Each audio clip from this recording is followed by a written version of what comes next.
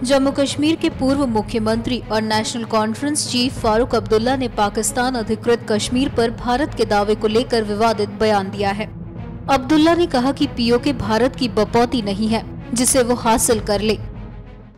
पाकिस्तान एक हिस्सेदार है, खुद ये कहते हैं, पार्लियामेंट में इनका रेजोल्यूशन है कि वो हिस्सा जो पाकिस्तान के अंदर है वो हमारा है। अरे तुम्हारे बाप का है क्या? तुम्हारे पास वो ताकत नहीं है कि तुम वो हिस्सा ले सको। इसके साथ ही उमर अब्दुल्ला ने नरेंद्र मोदी सरकार को चुनौती दी कि वो पाकिस्तान के कब्जे से पीओके को लेकर दिखाए। एक दिन इस हिंदुस्तान की इस बड़ी हुकूमत को पाकिस्तान से बात करनी पड़ेगी, उसके बगैर इस रियासत का हल नहीं निकलेगा। ये बात याद रखिएगा, नहीं निकलेगा। चेनाब घाटी में कार्यक्रम के दौरान फारूक अब्दुल्ला ने पीओके पर संसद के प्रस्ताव का हवाला देते हुए कहा कि कश्मीर भारत के बाप का नहीं है। इस कार्यक्रम में उनके बेटे और राज्य के पूर्व मुख्यमंत्री उमर अब्दुल्ला भी मौजूद थे। फारूक ने कहा कि पीओके फिलहाल पाकिस्तान के कब्जे में है। ये भारत की निजी संपत्ति नहीं है जिस पर भारत अपना उस तरह दावा कर सके जैसे कि वो उसके पुरखों की संपत्ति हो। और मुझे ये बताइए, बॉर्डर के इलाके में कितने लाखों लोग आज दरबदर बेघर माल मवेशी लेकर बैठे हुए हैं। क्या इससे फायदा होगा? कोई फायदा नहीं होगा मोदी जी, कोई फायदा नहीं होगा। मासूम लोग मारे जा रहे, नहीं होगा। बातचीत ही एक रास्ता है। फारूक अब्दुल्ला ने इस मौके पर प्रधानमंत्री नरेंद्र मोदी के नोटबंदी के फैसले पर भी सवाल उठाए। आप खुद सुन लीजिए उमर अब्दुल्ला इस पर क्या कुतर्क दे रहे हैं।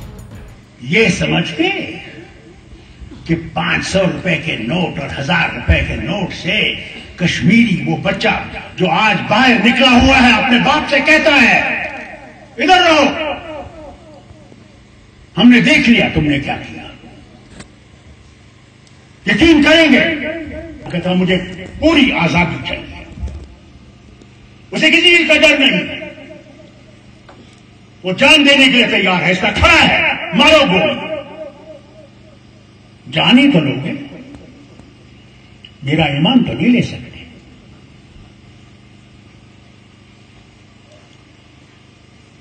वो अपना ईमान बेचने के लिए तैयार नहीं है तुम्हारे 500 रुपए नोट के लिए या 1000 रुपए नोट के लिए। आज भी कहता हूं स्टेज से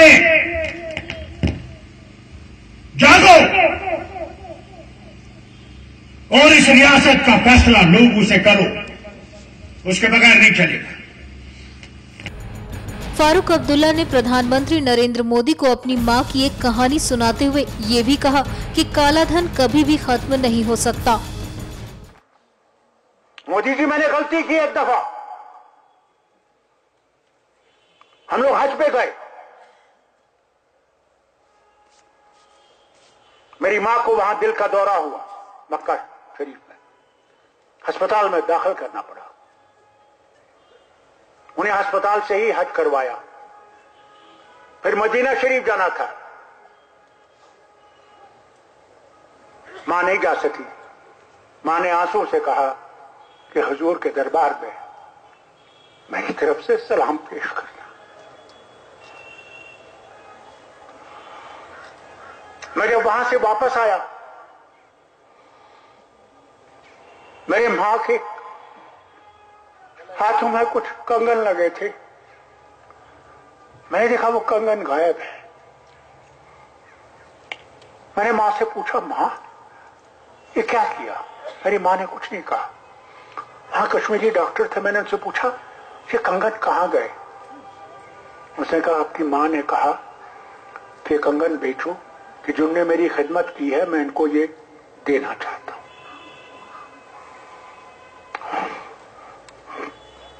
मुझे रोना आया, अल्लाह का बेटा हूं, वजीर आला होकर मैंने ये नहीं सोचा कि मेरे मां के पास में कुछ पैसे छोड़ू। मैं जिद्दा पहुंचा, पहला काम मैंने ये किया कि माँ के लिए मैंने वो चूड़ियां लाई। मैंने कहा माँ तू यहां से खाली हाथ नहीं जा सकती। मैं अल्लाह के दरबार में जवाब नहीं दे सकूंगा कि मैंने माँ के साथ इंसाफ किया या नहीं किया। मोदी जी आज आपकी माँ लाइन में खड़ी हो और आप वजीर आजम हिंदुस्तान के हो, फिर ये कहें कि हमने काला धन खत्म कर दिया। मोदी जी काला धन कभी खत्म नहीं होगा। किससे धन से आप इलेक्शन लड़ोगे जरा मुझे ये तो बताओ।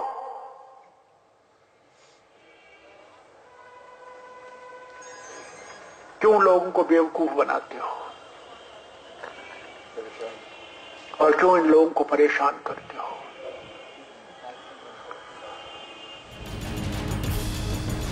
यानी बाकियों का तो पता नहीं, पर फारूक अब्दुल्ला से एक सवाल जरूर किया जा सकता है कि क्या चुनाव सिर्फ काले धन के बल पर ही लड़ा जाता है?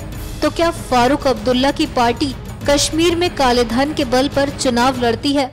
आपको बता दें कि पिछले दिनों भारत के सर्जिकल स्ट्राइक और उसके बाद भारतीय सेना द्वारा पाकिस्तान को करारा जवाब देने से पाकिस्तान और उसका समर्थन करने वालों को काफी मिर्ची लगी हुई है और ये मिर्ची अक्सर मुंह के रास्ते भी बाहर आ जाती है।